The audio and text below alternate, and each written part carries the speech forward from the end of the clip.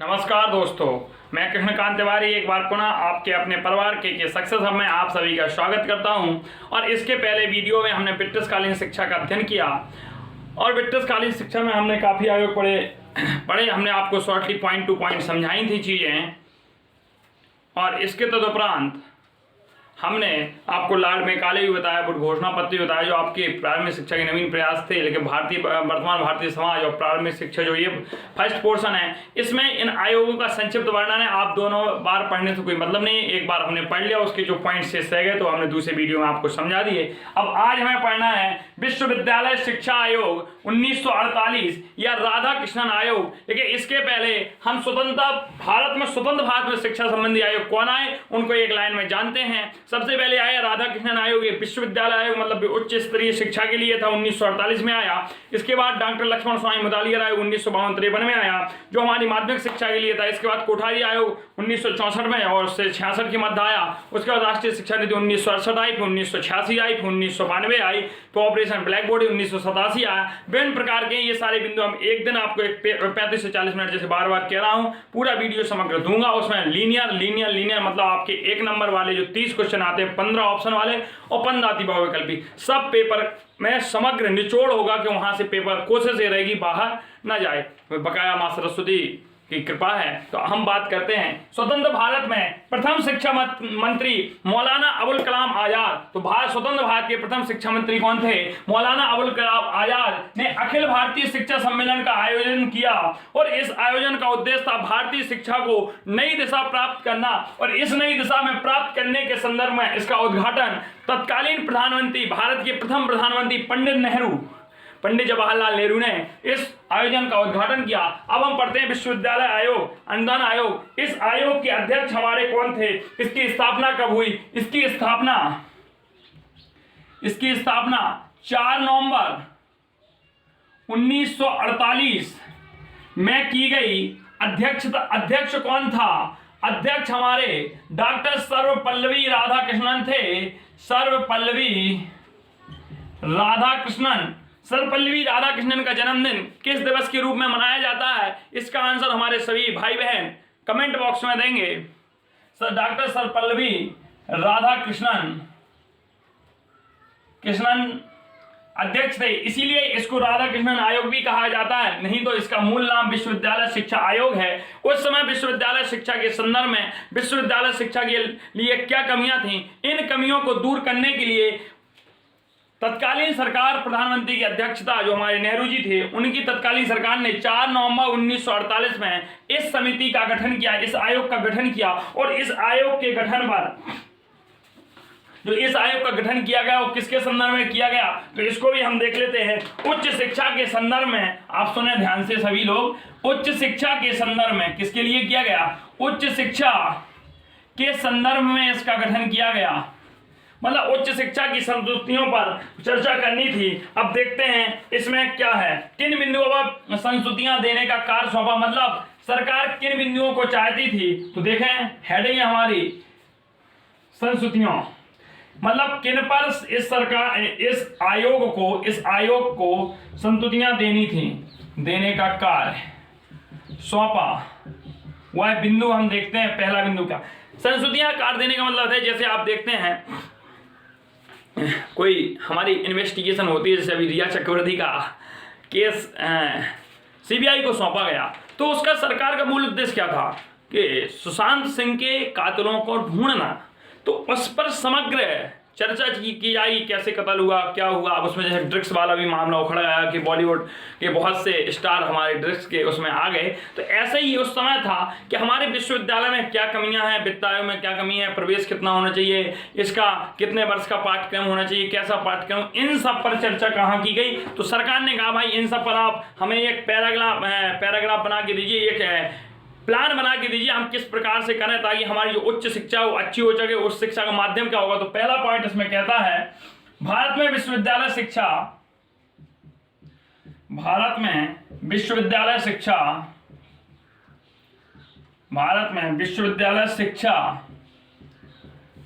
तथा अनुसंधान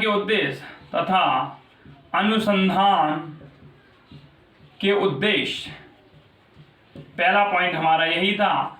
दूसरा पॉइंट हम देखते हैं, दूसरा क्या कहा, विश्वविद्यालयों की वित्त व्यवस्था। विश्वविद्यालयों की वित्त व्यवस्था क्या थी, तो विश्वविद्यालयों, लिखते जाएं आप भी, विश्वविद्यालयों की वित्त व्यवस्था, सभी लोग साथ में लिखेंगे हमारे। तीसरा, विश्वविद्यालयों के प्रवेश मानक, कि मतलब किस प्रकार, जैसे किसी विद्यालय में आपने देखा, जैसे अभी हमारा बनारस विश्वविद्यालय का होता है तो उसका टेस्ट होता है, बुंदेलखंड यूनिवर्सिटी के भी टेस्ट होते हैं एग्रीकल्चर माध्यम वालों के। तो इस प्रकार से जो विश्वविद्यालयों की वित्त व्यवस्था थी, तो उसमें विश्वविद्यालय के प्रवेश के मानक क्या होने चाहिए, आप कैसे लेंगे विश्वविद्यालयों के प्रवेश के मानक, प्रवेश के मानक। अगला चौथा पॉइंट हमारा कहता है विश्वविद्यालयों के पाठ्यक्रम। विश्वविद्यालयों के पाठ्यक्रम, विश्वविद्यालयों के पाठ्यक्रम क्या होने चाहिए। अगला पॉइंट कहता है अध्यापकों की योग्यता, अध्यापकों की योग्यता, अध्यापकों की योग्यता, सेवा, शर्त तथा वेतन, शर्त, वेतन व कार्य, इतनी बातों पर चर्चा करनी थी। छठवां पॉइंट कहता है भारतीय संस्कृति, भारतीय संस्कृति, इतिहास, साहित्य, भाषा, दर्शन व ललित कलाओं का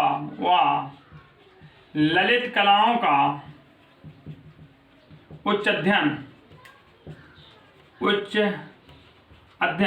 अगला हमारा सातवां पॉइंट क्या कहता है, देखते हैं।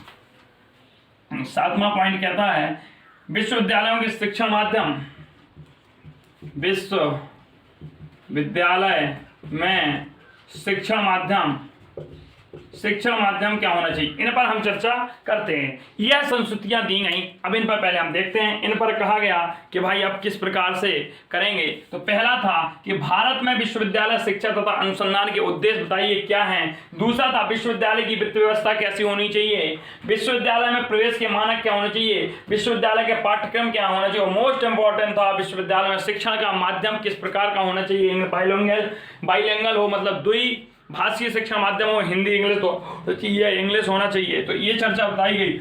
अध्यापकों की योग्यता, सेवा और शर्त, वेतन और कार्य पर भी फोकस किया गया। इतने विचारों पर ये 7 पॉइंट थे जिस पर राधाकृष्णन समिति को अपनी प्रतिवेदन, अपने सुझाव प्रस्तुत करने थे। तो इन्होंने 25 अगस्त 1949 को 747 पृष्ठों का अपना प्रतिवेदन किसे सौंपा, भारत सरकार के समक्ष प्रस्तुत किया। भारत सरकार के समक्ष प्रस्तुत किया। अब यहां से कितने प्रश्न बन सकते हैं। पहला प्रश्न बन सकता है कि राधाकृष्णन आयोग का जो गठन किया गया किस सम्मेलन के द्वारा किया गया, तो अखिल भारतीय शिक्षा सम्मेलन का आयोजन के द्वारा हुआ। अखिल भारतीय शिक्षा सम्मेलन का आयोजन किसने किया था, तो मौलाना अबुल कलाम आजाद ने किया था। मौलाना अबुल कलाम आजाद कौन थे, शिक्षा मंत्री थे। प्रथम स्वतंत्र भारत के प्रथम शिक्षा मंत्री तो कौन थे, तो मौलाना अबुल कलाम आजाद थे। किस प्रधानमंत्री की अध्यक्षता में यह कार्यक्रम हुआ, तो यह हमारे किसके उस समय कौन थे, पंडित नेहरू जी थे। और विश्वविद्यालय आयोग कब आया, 1948 में आया। और इसके बाद विश्वविद्यालय आयोग के अध्यक्ष कौन थे, सर्वपल्ली राधाकृष्णन थे। यदि एक पर्टिकुलर डेट पूछ ली जाए तो 4 नवंबर 1948 थी। इस आयोग ने अपने प्रतिवेदन अपने सुझाव, अभी सुझाव भी देखेंगे, सुझाव क्या दिए, प्रतिवेदन कब सौंपे, तो 25 अगस्त 1949 को 747 पृष्ठों का अपना प्रतिवेदन प्रस्तुत किया। अब इसके बाद आयोग की मुख्य सिफारिशें देख लेते हैं और इसके बाद ये हमारा क्या हो जाएगा, खत्म हो जाएगा। आयोग देखते हैं, आयोग की मुख्य सिफारिशें। आयोग की मुख्य सिफारिशें, आयोग की मुख्य सिफारिशें, आयोग की मुख्य सिफारिशें क्या थीं, इन पर हम चर्चा करते हैं। तो पहला था शिक्षा के लक्ष्य लोकतंत्र हेतु प्रशिक्षित करना। शिक्षा के लक्ष्य लोकतंत्र हेतु प्रशिक्षित करना। क्या करना? प्रशिक्षित करना, पहला उद्देश्य। दूसरा उद्देश्य हमारा क्या था? आत्मविश्वास हेतु प्रशिक्षण देना। जल्दी जल्दी लिखते हैं, आत्मविश्वास हेतु प्रशिक्षण देना। तीसरा पॉइंट हमारा क्या कहता है, इसको भी देख लेते हैं। तीसरा पॉइंट हमारा कहता है वर्तमान व साथ साथ अतीत की समझ विकसित करना। अगला पॉइंट हमारा क्या कहते हैं दोस्तों, इसको भी देखते हैं अपन। व्यावसायिक व पेशेवर प्रशिक्षण की बात। व्यावसायिक व पेशेवर प्रशिक्षण की बात। व्यावसायिक व पेशेवर प्रशिक्षण की बात। पांचवा पॉइंट हमारा क्या कहता है? सांस्कृतिक विरासत का उत्थान। सांस्कृतिक विरासत का उत्थान। कुछ मूल्यों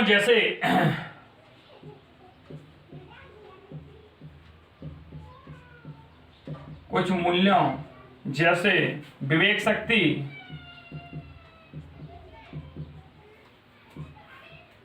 मन की निडरता,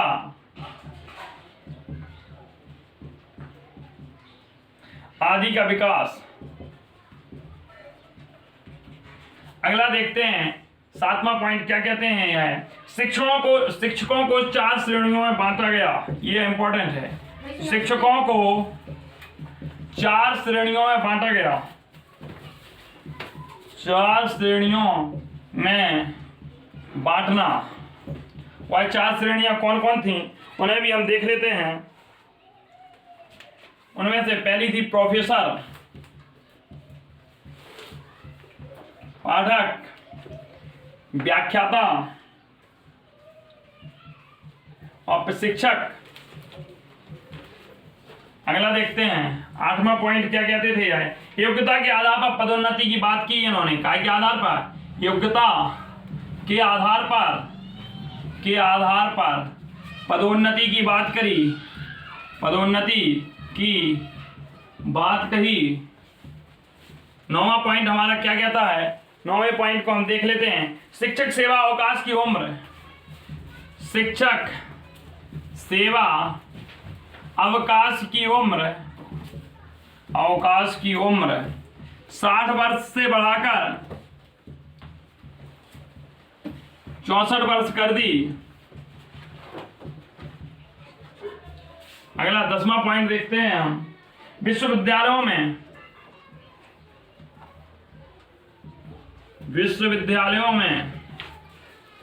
3000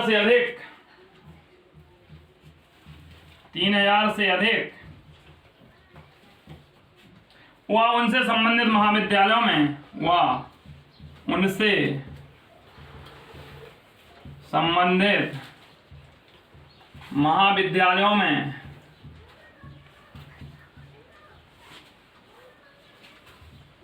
1500 से अधिक विद्यार्थियों की संख्या ना हो। अधिक विद्यार्थियों की संख्या ना हो। अगला पॉइंट 11वां क्या कहा था? शिक्षण कार्य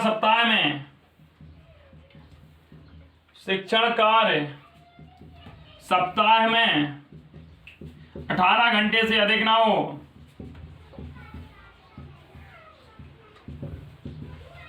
अगला पॉइंट क्या कहते हैं, इस पर भी चर्चा कर लेते हैं। जो प्रथम परसेंटेज बनेगी वह 70% वाला होगा। द्वितीय परसेंटेज वाला व्यक्ति कितने का माना जाएगा, 55% प्लस पर द्वितीय होगा, और तृतीय वाला 40% का व्यक्ति होगा, इसकी तृतीय होगी वह 40% होगी। इसके बाद इन्होंने जो एक और इम्पोर्टेंट पॉइंट होता है हमारा 13वां, उसको देख लेते हैं कि उच्च शिक्षा की 3 श्रेणियां बताई इन्होंने। उच्च शिक्षा की 3 श्रेणियां, और जो स्नातक 3 वर्ष का किया गया है ना दोस्तों, यह राधा कृष्णन आयोग की ही देन थी। 3 श्रेणियां बताई इन्होंने। क्या कहा, बोले कला होना चाहिए, दूसरा विज्ञान होना चाहिए, और तीसरा व्यावसायिक। व्यवसाय का मतलब तकनीकी आधार होना चाहिए। ये इसके साथ साथ एक अंतिम पॉइंट देखते हैं, 14वां पॉइंट क्या कहते हैं। स्नातक जो है, स्नातक 3 वर्ष का होना चाहिए।